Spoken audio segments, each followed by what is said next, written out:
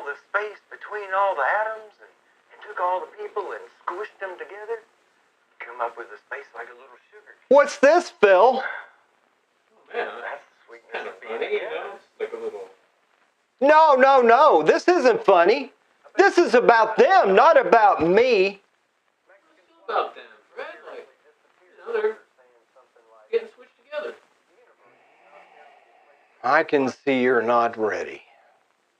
Fred. You know, what's done is done.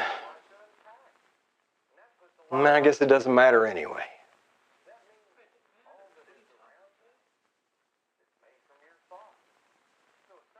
You'll see soon enough.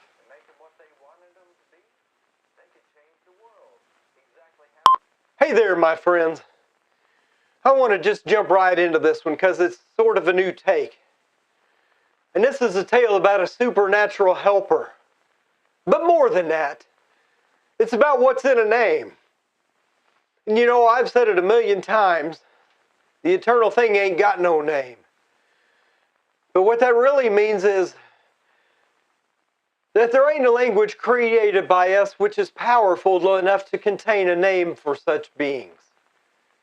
Think about it. What happens when someone says your name? They stop your thoughts. They call your attention to them. You turn your head. And the photons they want your mind to absorb are sucked into those little black holes in your skull. They command you just by saying that old name of yours. Names are passed down. My daddy's name was Fred. And I think they gain power over time. Or lose it. But there are names that last 1 billion years because they were given before we started naming things. Given to creatures, if you will, that still exist now. That hide in the shadow streaks and the light beams of the reality we call home. Those creatures of higher dimension who cannot be called, but arrive when they wish. But what if we knew their name? If we could utter the words that our minds could not create for billions of years of evolution. Entities for or against you. Angels and demons. If you spoke that name which represented such power, would they not fall in your command? And I'm not talking about the earthen names like Baal or Yahweh, Buddha, Krishna or Shiva. No! I mean their sacred name. The name that, if those folks were sitting at a conference table of the nth dimension, they would call each other by. You know, Solomon's been given a divine ring that gives him the power to summon demons. He asked them, what are your names? He says a name is a code, a key, their power and weakness. To speak a true name is accessing the blueprint of the soul, the source code of the universe. That's how the temple was built. Fiery furnaces of metallurgy and elemental manipulations. In Kabbalistic and Islamic mysticism, the names of gods aren't just labels. They are believed to hold the essence of creation. Simply knowing a name is said to change the universe around you. Let there be me! Ha ha ha! You know, but ain't it the truth? From Peter to the God of the Bible, they just speak the world into existence. Not with tools, but the words that we make the tools out of. And the truth is, the word is powerful. Even our word shapes the world around us. How we speak attracts or repels those who sit at our table. But the words of a god or demon, well, they're just that much more powerful. You know, Enoch, the father of the longest living man, wrote about the watchers descending on humanity and telling them of forbidden arts and forging metal.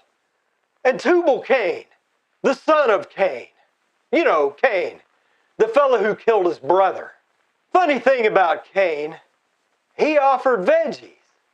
His brother offered meat. And then Cain, well, He offered his brother, didn't he? Funny how that cosmic helper is always asking for blood. Just like Abraham was told to sacrifice his firstborn. Rumpelstiltskin asked the same thing. The ultimate offering. God himself offers his firstborn son. But unlike Abe, he went through with the deal. And it's all about the carnage when it comes to saving people. Bit ironic, maybe. Gotta kill to save. A panacea for all missteps and dishonesty of mankind. Not so kind, you know. Where was I? Oh, right. They call this old fella the forger of all instruments. And guess where this fella figured it out from? Guess where Solomon got his ring? Guess who Rumpelstiltskin really is? Big Daddy! Big Daddy's been trying to get through for a long while now. And, you know, sometimes he looks like us. But we ain't ever been ready.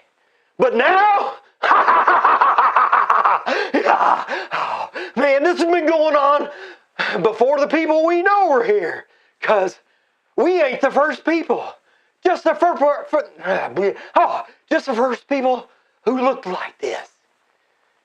There aren't even fossils of those who came before us. Because, you know, the earth recycled itself back to the magma, subducted and melted back to nothing. And the baptism of fire! Oh, man, for us to be so vain to think that we will host the final parade of apocalypse and pain? No! It's the inevitable! It'll all be gone. And so will we. But for very different reasons. We're just the right life at the right time. We're what he's been waiting for. I know it! He told me! Every name he's collected will be of us, and we of it. No longer mysterious. No, no, no, no! It's revelation. A tree of knowledge, branches heavy with fruit. We will dine on eternal things, sip from holy grails, live within the ark that floats above the waves of gravity, holding the most sacred of creations. And we shall dance. Perichoresis.